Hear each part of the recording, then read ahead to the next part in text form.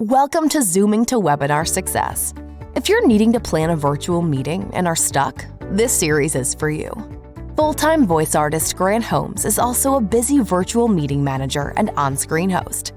Learn tips and tricks to having successful virtual meetings from step one. And now, here's your host, Grant Holmes, the webinar guy. Episode 12, good morning. This is Zooming to Webinar Success, as Alice just said, and I really appreciate her doing that intro. Today we're staying with marketing and promotion, looking more at sales funnel and confidence. And this morning I come to you with the confidence that I have to keep clearing my throat about every 30 seconds. I don't know where all that came from, so I'll try to mute it as it comes. What are you going to do? First thing here is that this is the first official posting for The Webinar Guy. Last week was kind of a crossover. And to introduce myself, if you've not heard of me before, I'm Grant Holmes. I am The Webinar Guy. New logo and all that stuff. We did the introduction in episode 10, so please go back all the way to episode 1 if you want to know what we're talking about as far as Zooming to Webinar Success. A lot of great content. Introduced it in episode 10 with Deb Gardner, and then came through episode 11 last week as kind of a crossover, blah, blah, blah, you don't care. Well, this is one of the first ones we're going to also turn into a podcast.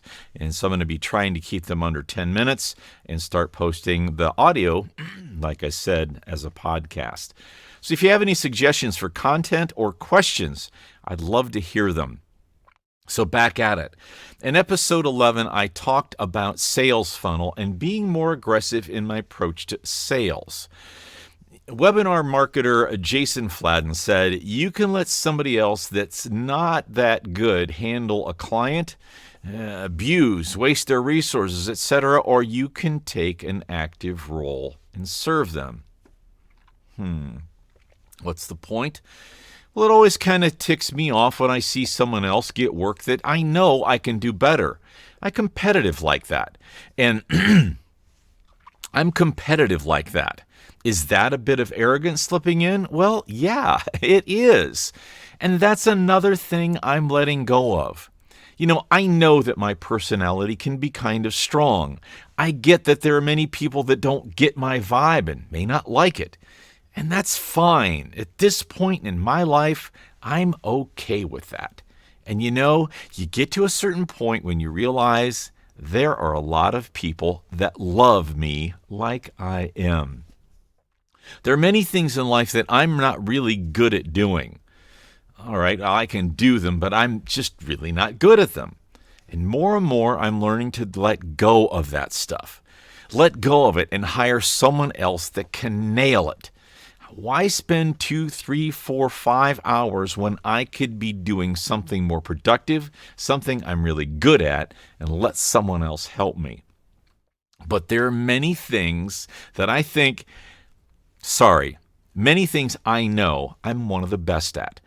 And a few of those things are figuring out technology, like all the stuff that belongs in a webinar, the stuff that takes to produce a webinar. I'm really good at being in front of a camera. And I'm really good at hosting events. I know I've done more than 1,000, I'm sure. So when I step up to the camera here and tell you that I'm among the best you can hire, there's a confidence I bring that not only believes that, but my testimonials bear that out.